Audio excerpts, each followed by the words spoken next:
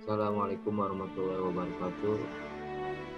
Selamat berjumpa lagi dalam perkuliahan audit. Kali ini kita akan membahas pertemuan 3 tentang laporan audit, jenis bukti pendukung, proses audit, serta tugas kerja pemeriksaan. Seperti kita ketahui bahwa tujuan daripada audit adalah untuk mengetahui kewajaran dan kebenaran laporan keuangan satu auditi atau satu entitas perusahaan atau badan. Nah, laporan tersebut biasanya menggambarkan apakah laporan tersebut wajar atau wajar dengan pengecualian, tidak wajar ataupun tidak memberikan opini. Nah, inilah hak daripada seorang auditor dalam memberikan opininya atas hasil audit yang telah dilakukannya. Baik, seperti apa laporan audit tersebut? Mari kita simak penjelasan berikut. Opini audit adalah pendapat auditor atas hasil pemeriksaan terhadap keseluruhan laporan keuangan auditi berdasarkan standar audit. Opini audit dinyatakan secara eksplisit di dalam laporan audit. Opini audit dihasilkan setelah auditor melaksanakan proses audit. Auditor menentukan opini audit.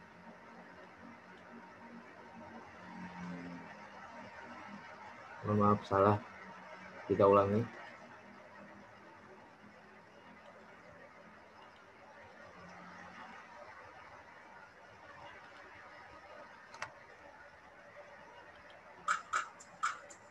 Opini audit. Opini audit adalah pendapat auditor atas hasil pemeriksaan terhadap keseluruhan laporan keuangan auditi berdasarkan standar audit. Opini audit dinyatakan secara eksplisit di dalam laporan audit. Opini audit dihasilkan setelah auditor melaksanakan proses audit. Auditor menentukan opini audit berdasarkan beberapa kriteria, yakni pertama, kesesuaian laporan keuangan auditi dengan prinsip-prinsip akuntansi yang berlaku umum. Kedua, kesesuaian prosedur audit dengan standar audit. Opini audit ada 5 jenis. Pertama, wajar tanpa pengecualian atau unqualified opinion. Yang kedua, wajar tanpa pengecualian dengan paragraf penjelas atau modifikasi perkataan atau unqualified opinion with emphasis of matter explanatory paragraph or modified wording. Yang ketiga, wajar dengan pengecualian atau qualified opinion. Yang keempat, tidak wajar atau adverse. Dan yang kelima, disclaimer atau menolak memberikan pendapat. Mari kita membahas jenis-jenis opini audit tersebut satu persatu. Pertama, wajar tanpa pengecualian atau unqualified opinion. Pendapat ini diberikan apabila memenuhi seluruh kriteria, yakni kesesuaian laporan keuangan dengan prinsip akuntansi yang berlaku dan kesesuaian prosedur audit dengan standar audit. Bingung? Nah, untuk memudahkan pemahaman, mari kita analogikan audit dengan bakso. Bakso yang baik adalah bakso yang enak dan sehat. Misalkan, standar komposisi bakso yang enak dan sehat adalah yang terbuat dari daging sapi segar, tepung, garam, dan bawang putih. Bakso Pak Somad dikenal sebagai bakso yang berkualitas. Untuk membuktikannya, kami sebagai auditor perbaksoan diminta pendapatnya untuk menilai kualitas bakso Pak Somad. Setelah dilakukan pemeriksaan, diketahui bahwa bakso Pak Somad memiliki kandungan yang sesuai, yakni terbuat dari daging sapi segar, tepung, garam, dan bawang putih dengan komposisi yang tepat tanpa ditambah dengan bahan-bahan lain. Oleh karena itu, kami dapat memberikan opini bahwa bakso Pak Somad adalah wajar tanpa pengecualian. Kedua, wajar tanpa pengecualian dengan paragraf penjelas.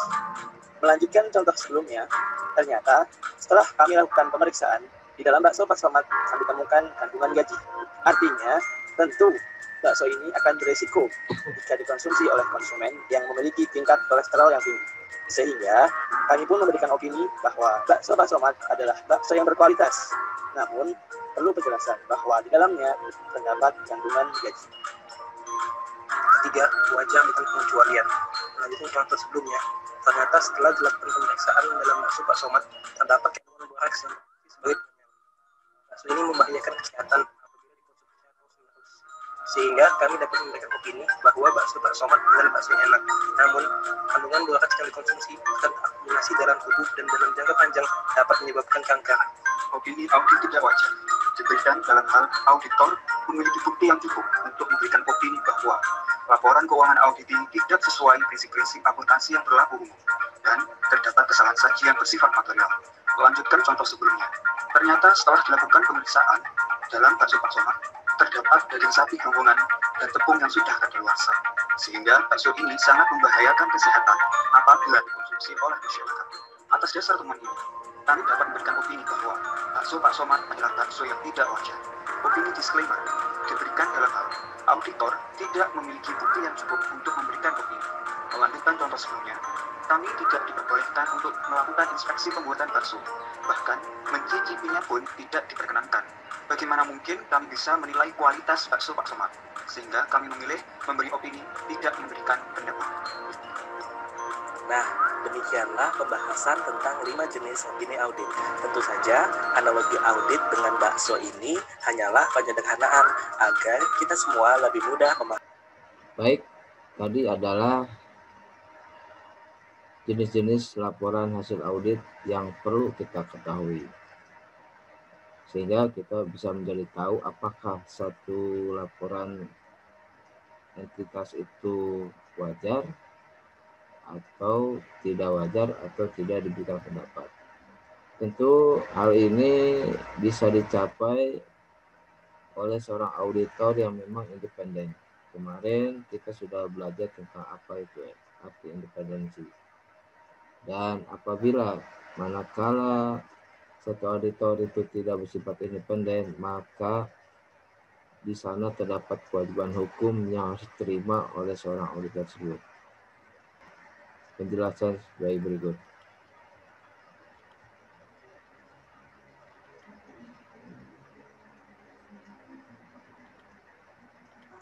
Prosedur audit adalah langkah-langkah yang ditempuh oleh auditor untuk mengumpulkan dan menguji bukti audit. Kategori prosedur audit. Yang pertama, prosedur pemahaman SPI, sistem pengendalian internal. Yang kedua, prosedur pengujian SPI. Yang ketiga, prosedur pengujian substantif. Prosedur pemahaman SPI dan pengujian SPI ditujukan untuk mengukur kecukupan dan efektivitas SPI dalam mencegah potensi salah saji. Hasil pemahaman dan pengujian SPI digunakan untuk menentukan sifat, saat, dan luas pengujian substantif. Sifat audit berhubungan dengan kedalaman audit, saat audit berhubungan dengan waktu pelaksanaan audit, dan luas audit berhubungan dengan jumlah bukti audit.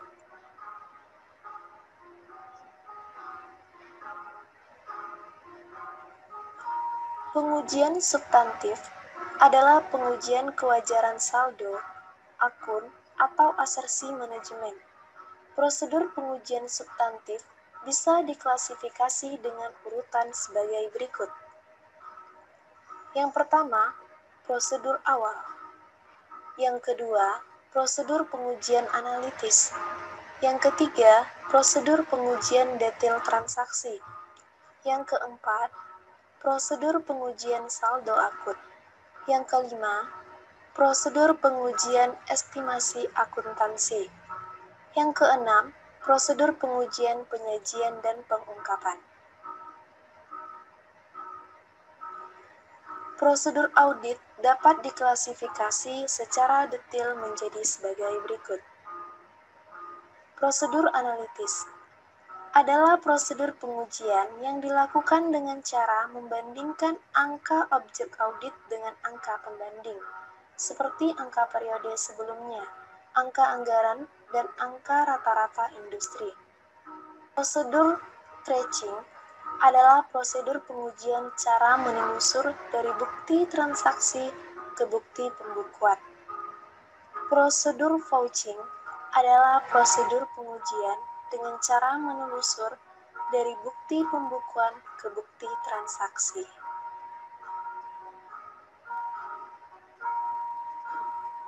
Prosedur inspeksi adalah prosedur pengujian atau pemeriksaan langsung terhadap bukti audit, misalnya pemeriksaan fisik aset dan pemeriksaan fisik dokumen.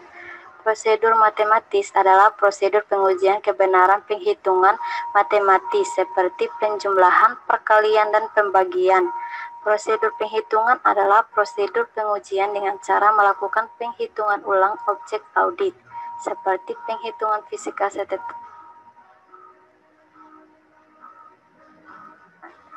Prosedur konfirmasi adalah prosedur pengujian dengan cara mempertanyakan secara tertulis kepada pihak ketiga tentang kebenaran objek audit. Misalnya, konfirmasi piutang dan konfirmasi persediaan yang disimpan di gudang umum. Prosedur observasi adalah prosedur pengujian dengan cara menyaksikan serta proses pelaksanaan kegiatan untuk menghasilkan bukti audit tertentu. Misalnya proses penghitungan fisik persediaan. Prosedur pengerjaan ulang adalah prosedur pengujian dengan cara mengerjakan oleh suatu proses yang berisi dilakukan untuk menghasilkan bukti audit tertentu.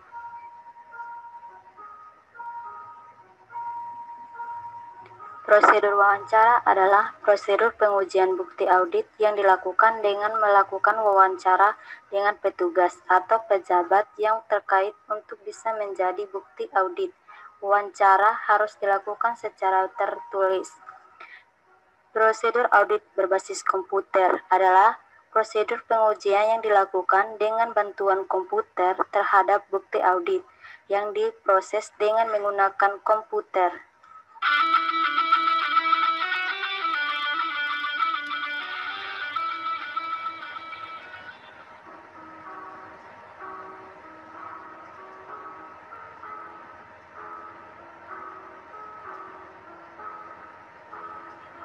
Kertas kerja audit.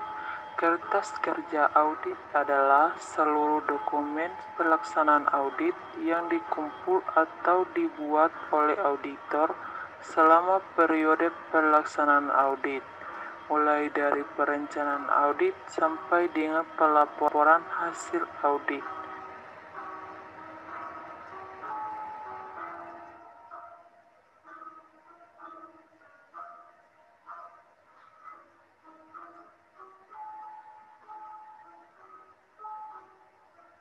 Fungsi kertas kerja audit. 1. Sebagai alat perencanaan audit. 2. Sebagai alat koordinasi pelaksanaan audit. 3. Sebagai alat kontrol pelaksanaan audit. 4. Sebagai alat pembuktian pelaksanaan audit. 5. Sebagai alat pendukung kesimpulan audit.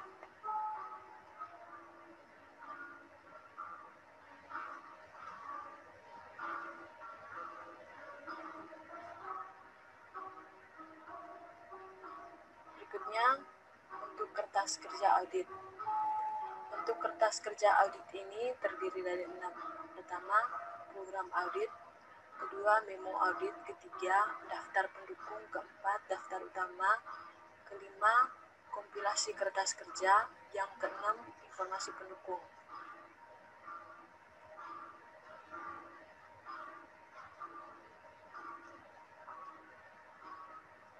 Elemen kertas kerja audit. Elemen kertas kerja audit ini ada 6 juga. 1. Nama dan alamat KAP. Yang kedua, nama kertas kerja. Yang kelima, indeks atau kode kertas kerja untuk kepentingan pengarsipan kertas kerja. Yang keenam, indeks silang atau cross indexing untuk menandai dari kertas kerja mana asal suatu data. Yang keenam, tick marks untuk menjelaskan prosedur audit yang telah dilakukan auditor. Yang keenam, tanggal, tanda tangan, dan nama pembuat.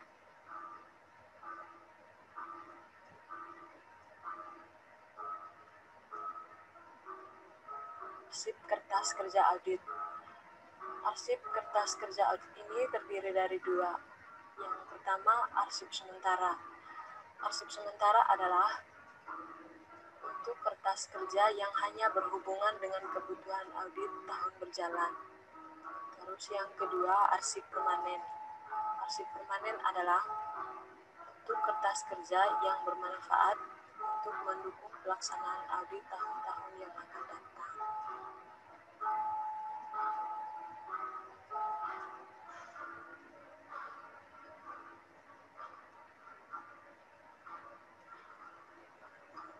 Ilustrasi bentuk kertas kerja audit.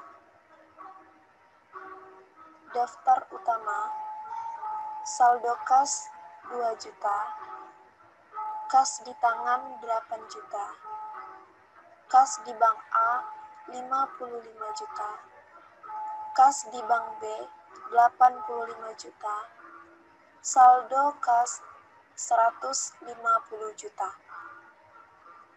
Daftar pendukung, berita acara perhitungan saldo dana kas kecil dan kas di tangan, rekonsiliasi bank A dan bank B, saldo kas kecil 1, 2 juta, kas di tangan 2, 8 juta, kas di bank A, 55 juta, kas di bank B, 85 juta, saldo kas KKN, N, 150 juta. 1. Sesuai dengan hasil perhitungan kas A, 1. 2. Sesuai dengan hasil perhitungan kas A, 1. 3.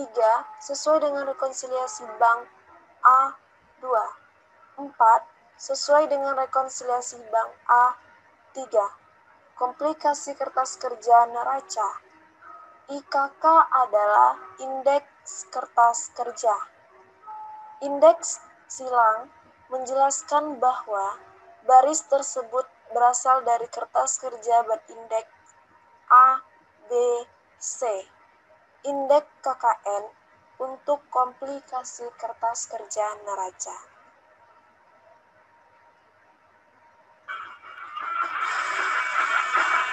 Baik, tadi adalah penjelasan tentang prosedur audit dan juga kertas pemeriksaan. Setelah kalian mendapatkan materi hari ini, silakan nanti berpraktek, lakukan semua proses audit yang tadi dijelaskan, beserta kertas kerja pemeriksaan yang sudah disediakan, dan silakan diperiksa satu kasus yang saya berikan. Nanti pada akhirnya kalian bisa memberikan pendapat apakah wajar pengecualian, yang kedua apakah wajar dengan pengecualian, yang ketiga tidak wajar, yang keempat tidak memberikan pendapat. Baik, demikian penjelasan pertemuan 3 kali ini. Semoga bermanfaat. Terima kasih. Assalamualaikum warahmatullahi wabarakatuh.